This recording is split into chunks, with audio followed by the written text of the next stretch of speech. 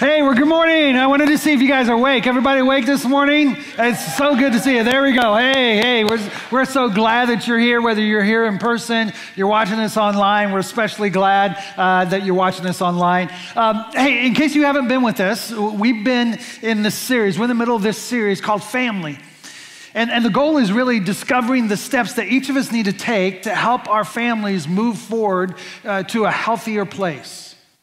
We're not trying to be perfect. We're not trying to have no stress in our families, right? Because that's impossible. What we're trying to do is get each and every one of our families to a healthier place. Like, we want to be the best family we can be. More importantly, we want to be the best that we can be for our families. Now, as I've been saying in this series, I fully recognize that one size doesn't fit all. Meaning the dynamics of my family is very different than the dynamics of your family. And we're all over the place when it comes to who and how our family operates right now in life. Some of us are married and we have kids living under the same roof. Some of us are in a blended family. Some of us are single. Some of us are divorced. Some of us are widowed. Some of us are taking care of and stressing out about aging parents. Some of us are really close to our families. Others of us not so much. Some of us interact with our families each and every day. Some of us only interact with our families once or twice a year, right? Around the holidays, if that. So I fully recognize that one size doesn't fit all when we're talking about our families. But what we all have in common is that, like, when we hear the word family, an image pops up. It's what we've been saying in this series, that when I say family, when you hear the word family, there is an image that pops up in your head, whether that be a group of people you have. Okay, this is my family, or maybe it's just one person or two people in your life, but that is my family, for better or for worse. And let's face it, sometimes it's for the worse, right? I think we can all acknowledge that. In fact, I brought some pictures of some family pictures that went horribly wrong. Here's the first one, okay? Here we go. Here's that. Like some of you guys can relate to that. Not only literally that was your family growing up or when you had kids, but that like represents your family today, right? Some of us. Here's another one that went, I don't know what to say with this one. That was not my family in the 70s, okay? But let's go to the next one because I can't even really say anything about that. Here's another one. That maybe you resonate with that. That's my family. Here's another one that's beautiful. I love it. Not again. I mean, some of you guys, that's your experience. Like, oh, drama in the family again, not again. Here's another one. Isn't that how sometimes our family, we think we have it all together and then everybody goes their own way and we're out of sync with each other? Here's another one. This may be my favorite. The word love, right? Beautiful word. And no one seems to really enjoy that word love in this family. But my guess is that many of you guys, as you look at these pictures, you're like, you know what, Steve? That's my experience with my family right now. I just want to break down and cry or love. Are you kidding me? There's no love in my family right now. Like some of you guys are like, yeah, that's my family. Now, whatever your image is of your family right now, that is the context by which we're doing this series. That's the context for you today and next week as we conclude this series called Family.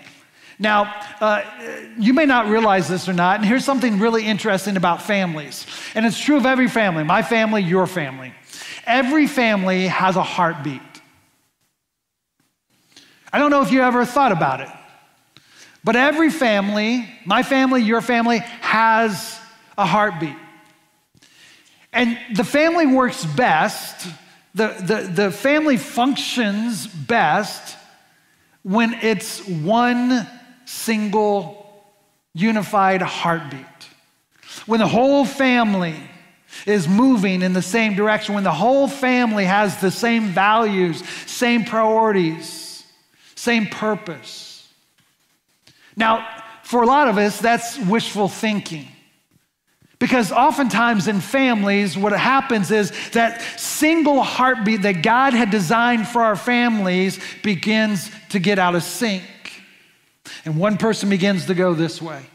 And another person goes that way. And then one person says, well, this is what's more important to me in life. And then another person. And before you know it, the heartbeat of our family is out of sync with one another. And all the issues and all the conflict and all the problems really begin to take its toll when we're not beating after the same things. That's just true of life. That's true of our families. It's like our physical hearts, if you think about it. Our physical hearts have a certain beat that we need to be, that's expected of our hearts, that considers our hearts healthy.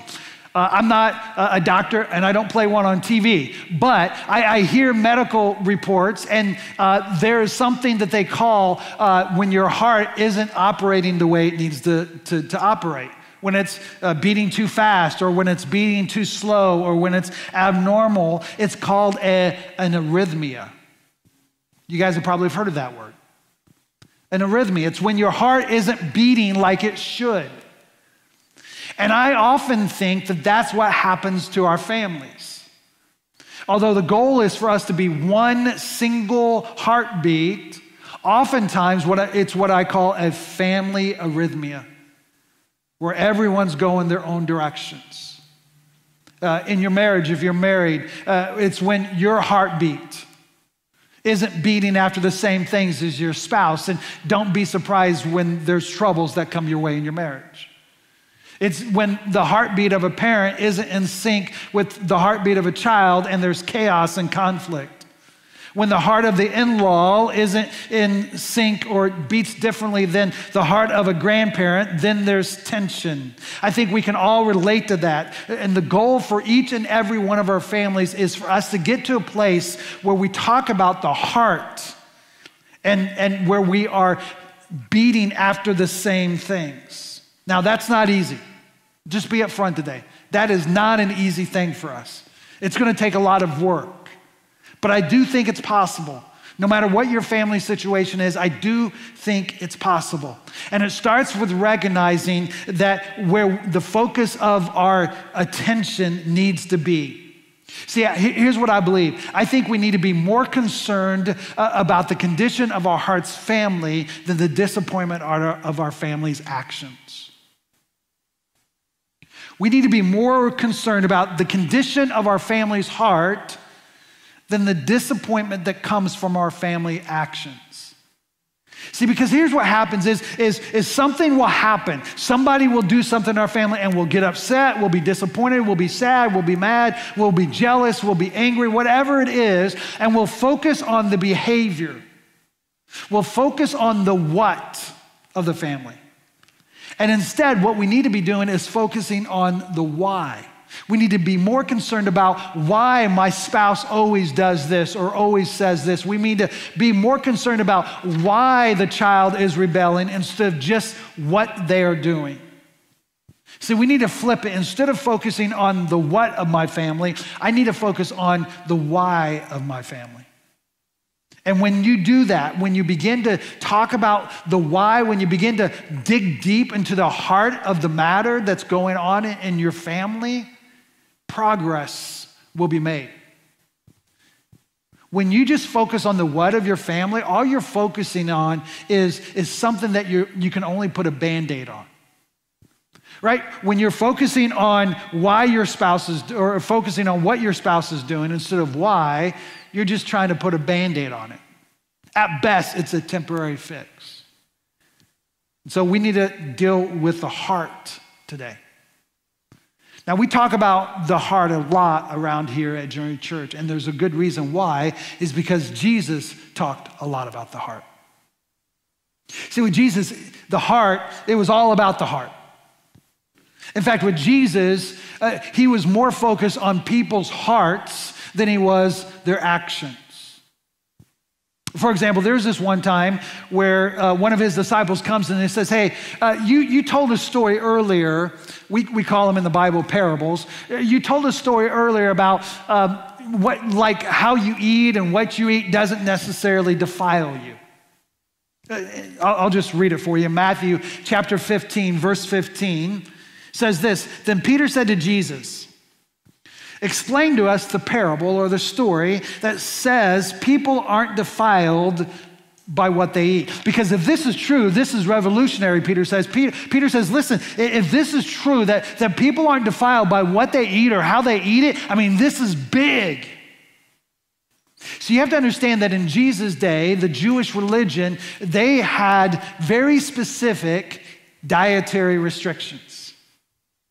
For example, one of them was before you were to eat anything, you had to go through a cleansing ceremony. You had to wash your hands, but not just wash your hands like your mom or your dad when you were growing up said, hey, go wash your hands before dinner, right? I'm not talking about that. We're not even talking about, like, remember last year during COVID, we all got instructions on how to properly wash our hands and count to, what was it, 20 or something like that? Like, no, I'm talking more than that. Whenever you sat down for a meal, you had to go through a ceremony to clean yourself, like head to toe. It was major. And guess what? If you did not, and someone saw you not going through this ceremony, you were labeled as unclean or unholy. If you were to go to the city market, now this was before the days of refrigeration and freezing, and they couldn't keep food, so you went to the city market every day because you had to eat stuff that was fresh. And if you went to the city market, you were a good religious Jew, and you picked up an apple, you picked up a tomato, you couldn't just bite into it. You had to go home and go through the same ceremony, not only with your hands, but also with the food. If you didn't, you were labeled unholy, unclean, sinner. Meat.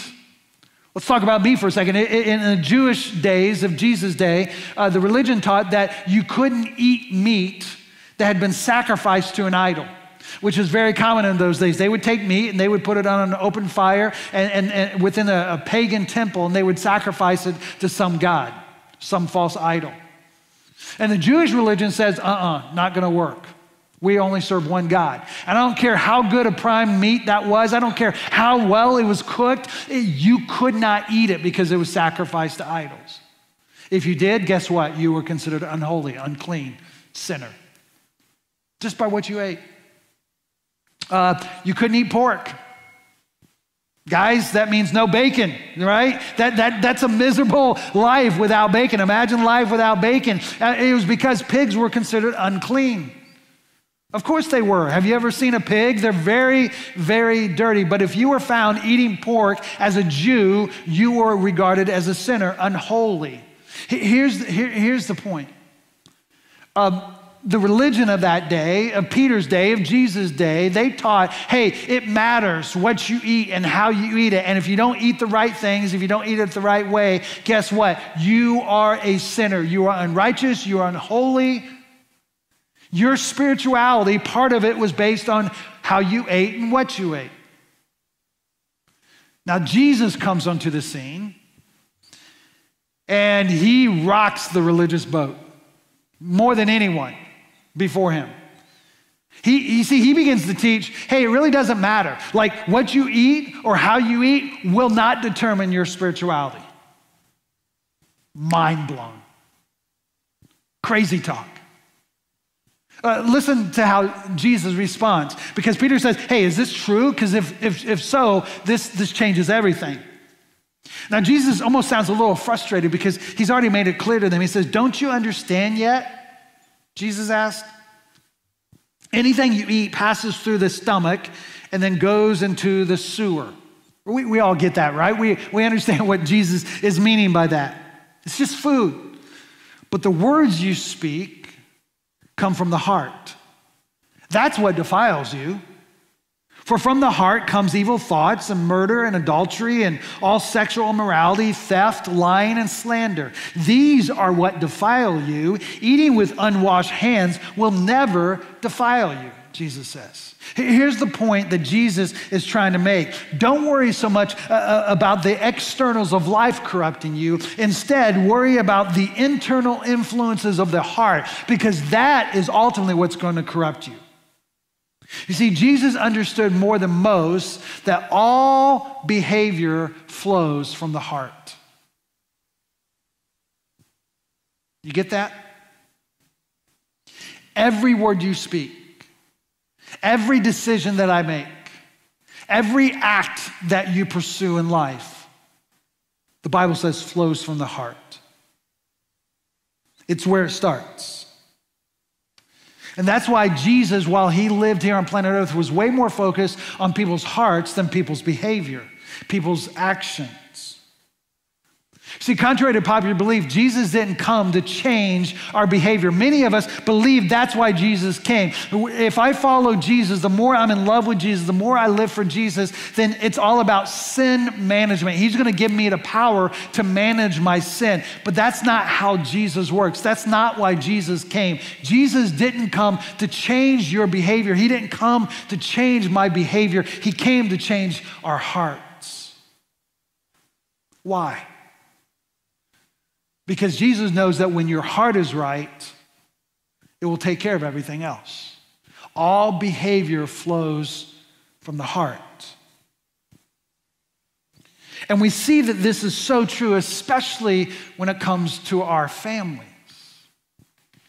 I mean, have you ever tried to change a family member? You know how hard that is? Like, some of you have been fighting for years to change your spouse, and they still won't change. Some of you have been hitting your head against the wall about trying to change your child, and they're an adult now. They're in their 50s, and it's still not working. Some of you guys, you have been fighting, and there's this tension in your life trying to change the behavior of your adult mom and dad or your adult brother or sister, and it's insanity, right? Trying to change someone. It's insanity because it doesn't work. You don't have the power, and I don't have the power to change anyone. And so if Jesus was here this morning, I believe he would stand up here and say, hey, whatever your family situation is, stop trying to change their behavior and deal with the heart. Let's talk about the why instead of the what. Jesus would say, listen, stop responding to the behavior that you don't like and start reviewing the heart. See, because with Jesus, it's all about the heart. With God, it's all about the heart. We see it in the Old Testament, we see it in the New Testament. One of my favorite scriptures in all the Bible is in the Old Testament, in Proverbs chapter 4, verse 23, Solomon, the wisest man who's ever lived, said these words, guard your heart above all else, for it determines the course of your life. He says, guard your heart above all else. Now that word guard, it's an interesting word because it literally means to keep watch. It's the image of a watchman who's standing at the entrance or the doorway of a home. And that watchman's goal is to keep watch so that nothing harmful, so no criminals, no thieves come in and enter into the family and harm the family and the home. That's the image. Guard your heart above all else. Keep watch. Make sure nothing corrupt gets in.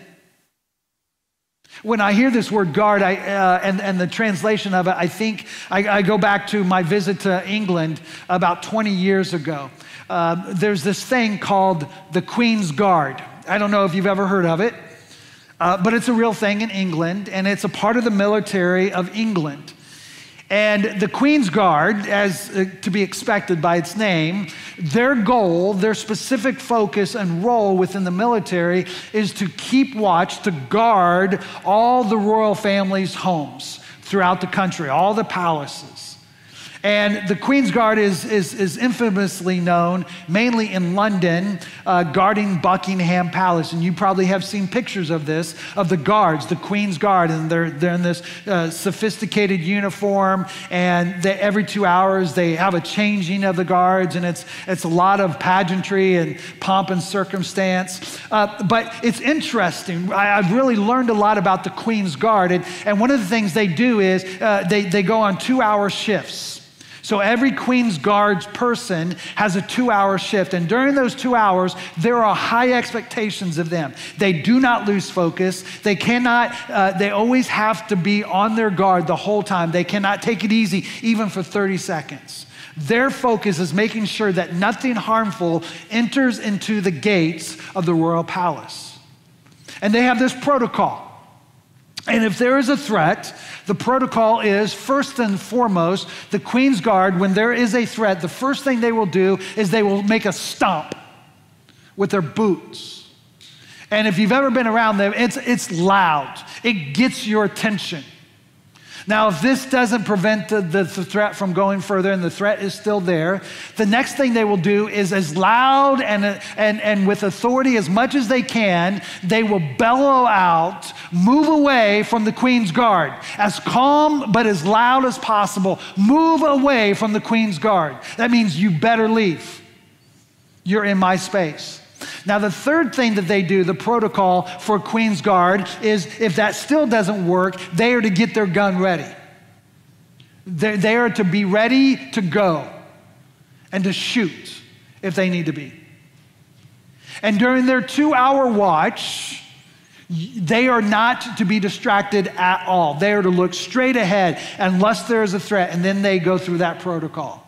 Now, you probably have heard, when I was there, I wanted to test it out. You probably have heard that tourists will come up to them and they will get in their face and they will snap at them and they will go like this and see if they blink. They will yell at them. Some stupid tourist, will do that. I didn't do that. But some of the people with me did that. And they would go up to these Queen's Guards to see if they could get them off focus. And in my mind, I'm like, I hope that Queen's Guard just knocks them out, right? Like you want to see that sometime, but they are just so straight-faced, so focused. All they're worried about is protecting the royal palace.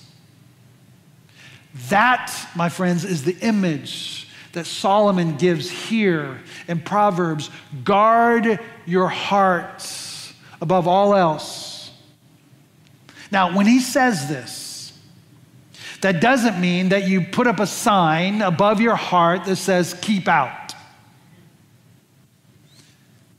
Because that's what we do sometimes, especially with family. Because there are family members who have hurt us, they've disappointed us, they've betrayed us, they've let us down. And so what we do by default as human beings is we begin to put this barbed wire around our hearts. And we're like, you want back in? You're not coming back in. You hurt me. You betrayed me. You're not coming back into my heart. You were in my heart once, but not again. We often find ourselves in that situation with our family because of hurt and pain. Now, what Solomon is saying when he says guard your heart, he's saying make sure that there is nothing corrupt from the outside, from the broken, evil world that we live in. Make sure that nothing corrupt comes from the outside into your heart. Make sure. Above all else, make it your top priority. Which brings us to the action point for you and for me today as it relates to our families. And I can't say any better than Solomon said it. Here's the action step. Guard your heart. Guard your heart. Make it a top priority for you in your life. Because while you may not be responsible for the hearts of any of your family members, you are 100% responsible for your heart. Guard your heart. Because what's going in your heart, you can set the pace for your family.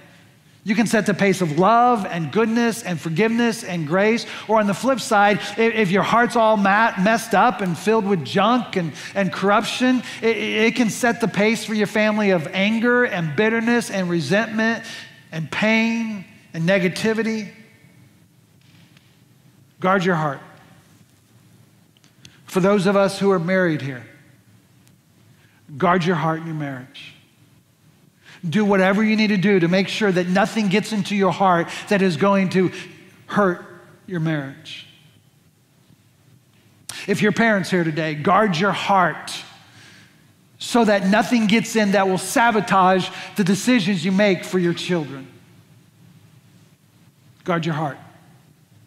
Guard your heart so that when there is a conflict with your adult brother or sister or your aunt, your uncle, or your in-laws, that the toxic words will stay at bay, will not allow to be entered into your heart. Guard your heart above all else, Solomon says, because it will determine the direction of your life. It will determine the direction of your family. Now, there are 3 words or 3 questions that I think is going to help us understand how do I guard my heart? Steve, what does that look like? Well, I think there are 3 questions that we need to ask ourselves routinely, regularly, to make sure that we're protecting our hearts as best we can. The first question is, what am I exposing myself to? What am I exposing myself to? What am I fixing my eyes on? What am I looking at? See, because the eyes, they're a very powerful thing, the Bible says. If you think you can look at things and watch things with your eyes and it not impact your heart, you're fooling yourself. Make sure that your eyes are looking at the right things, because here's the thing, your heart is under attack each and every day. And one of the ways this world attacks our heart is through our eyes, what we see. And that could be the internet, it could be media, it could be pictures, it could be images. What are you exposing yourself to? What are you looking at? Guarding your heart, that's a question you need to ask. Here's the second question is, who am I listening to? Who am I listening to? Now, I'm not talking about your Spotify playlist, okay? I'm talking about something more important than that. Who are you allowing permission to speak into your life? What voices are influencing your heart? Maybe for some of us, it's Facebook. You know, we just scroll and scroll and scroll. Yeah, I agree with that. And yeah, that makes me mad. I can't believe this. That you're letting all those voices of all those people, Facebook friends, people you don't even know, people you don't know on YouTube and TikTok and Instagram and Twitter, all those people that we're on social media all the time. And guess what? We're allowing them to have a voice into our lives. Don't think that that's innocent. That is making a difference. That's impacting your heart. You ever leave away from social media and you're upset, you're angry, you're hurt, you're frustrated? Why? Because you're allowing those voices into your heart. Maybe it's a friend. You love them, but they're negative. And they always seem to, they want to fight something or have an agenda about something.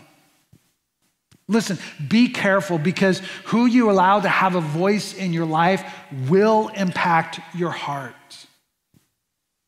Guard your heart from those people. Guard your heart from those voices.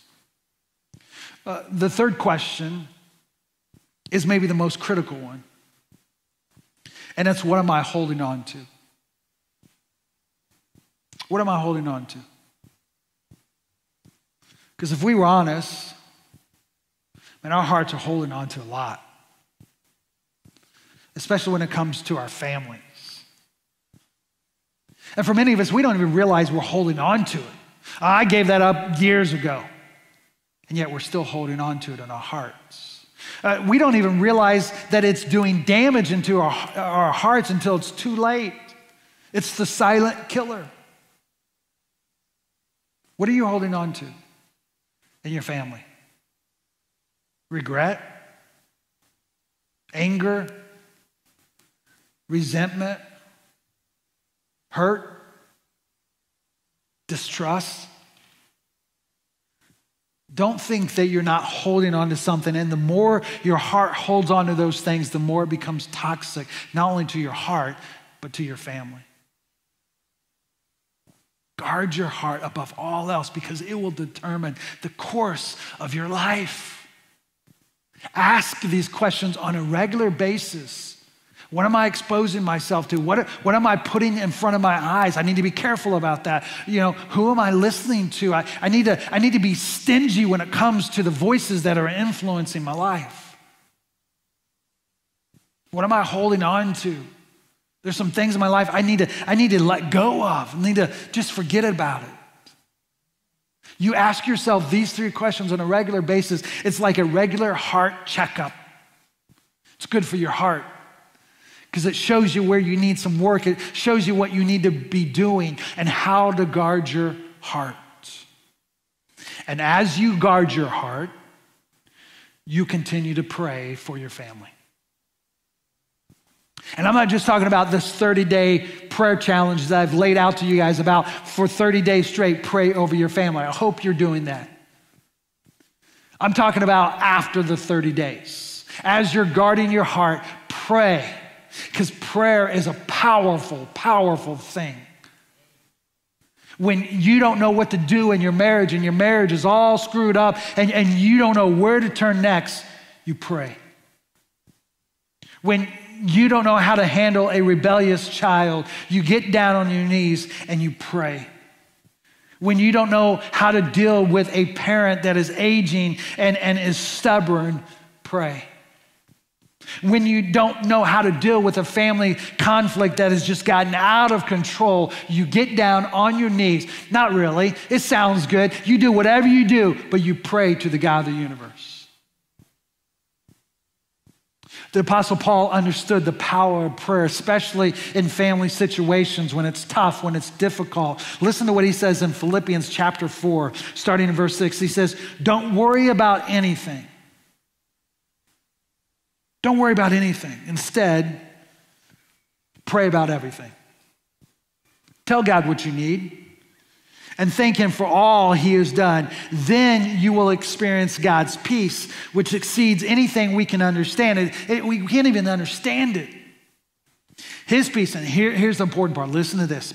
His peace will what? Guard your hearts and minds as you live in Christ Jesus. His peace will guard your hearts. See, here's the truth. Peace in your heart always precedes peace in your family. If you really want peace in your family, it starts with your heart. Peace. You can't expect to have peace in your family when there isn't peace in your heart. So if you're sitting there this morning and you don't feel that peace in your heart, guess what? That's going to flow out into your family. On the flip side, you actually can have peace in your heart before you ever experience peace in your family. That's what Paul says here. Hey, there may be chaos in your family right now. There may be confusion and brokenness and messiness all over your family right now. But guess what? With God's help, he can guard your heart and bring peace into your heart, even when there's chaos around you. Peace in your heart always precedes peace in your family. Now, I don't know the specifics of your current family situation. Maybe it's amazing right now, but maybe it's not so great.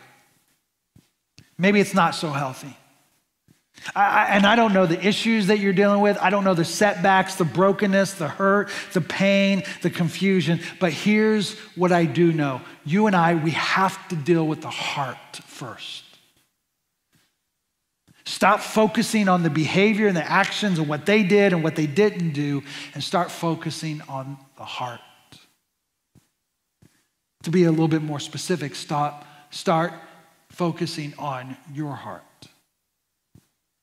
Start working on your heart. Guard your heart. Get all the stuff that needs to get out, and get to a place where your heart is healthy, where your heart is beating in sync with God's heart. Because once your heart is in a good place, guess what? Now you can begin to encourage and inspire everyone else in your family to sync up and link up with your heartbeat as you follow God. But know this. This is just a warning. Just as I said, you can't change a person's behavior or actions no matter how hard we try. Guess what? You can't change their heart either. You can't change your spouse's heart. You can't change your mom's heart. You can't change your child's heart. Heck, you can't even change your heart. I know we want to. I do all the time. And I know my heart sometimes is not where it needs to be. And I think it's as easy as flipping a switch. Any of you guys like that? It's like, okay, God, today my heart's different. I don't have that power. There is not enough strength in me to change my own heart. And that's true of you too. But the good news is we know someone who does. And that's God. In fact, it's his specialty. The God of the universe, he's an expert at changing hearts. God is the one who changes hearts. Jesus Christ is the one who changes hearts. The Holy Spirit is the one who changes hearts. That's not mine. That's not yours. And the Bible makes this clear from the very beginning of time. And God promises us. He said, I want to come in and I want to change your heart. And he gives us this promise for all who would ever follow him. We find this promise in the Bible in Ezekiel chapter 36, verse 26. And I want to end with this. This is God's promise for you, and this is God's promise for every member of your family. Listen to this. And he's speaking to his people, which is we're a part of it. And he says this, and I will give you, what? I will give you a new heart. And I will put a new spirit inside of you.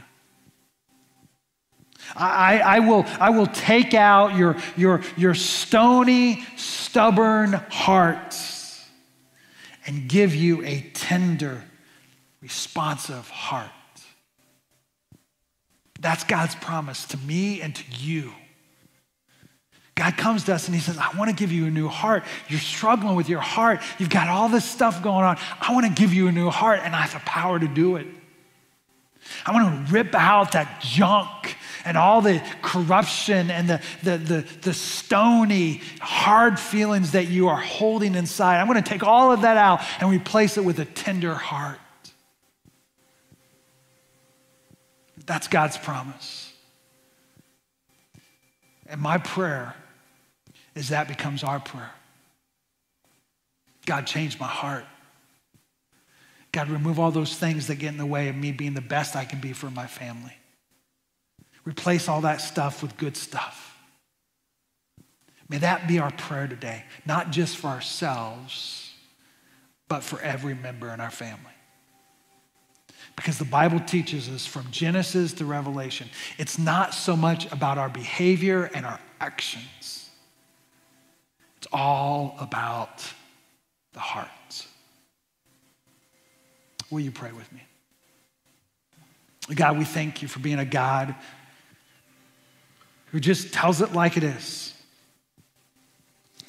And God, forgive us when we get so focused on the behavior and the actions and the wrong done to us, and we don't even bother to think about the heart behind it. God, I think so many of us are just trying to put Band-Aids on Band-Aids on Band-Aids in our families. We're not going anywhere with our family because we're not dealing with the heart. And God, we know it all comes from the heart. So, God, I pray that you would give each of us the strength and the courage to guard our hearts, to be committed to that, to make sure that nothing corrupt enters our hearts, and that we surrender to you and your Spirit to change our hearts from the inside out. That as our hearts change, it will inspire and impact our whole family. God, we thank you for Jesus and for going against the religious flow of his day to remind us of what really matters. God, we thank you for Jesus and his life and his death and his resurrection. And it's in his name we pray this. Amen.